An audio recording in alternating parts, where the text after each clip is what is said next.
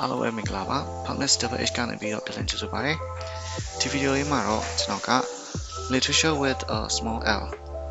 ဖတ်စစ်ခြင်းသည့်စာတူဗီဇများစာအုပ်တွေကနေပြီးတော့ခေါင်းစဉ်တွေတစ်ခုကိုဖတ်ပြပေးတော့မှာဖြစ်ပါတယ်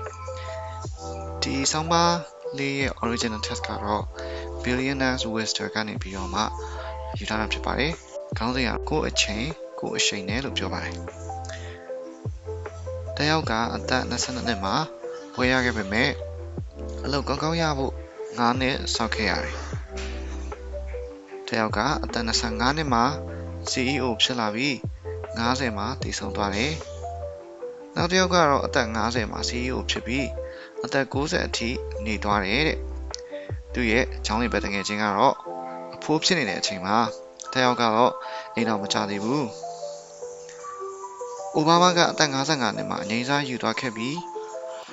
Trump ကတော့အသက်80မှာစလုပ်ခဲ့ပါတယ်။လောကကြီးမှာ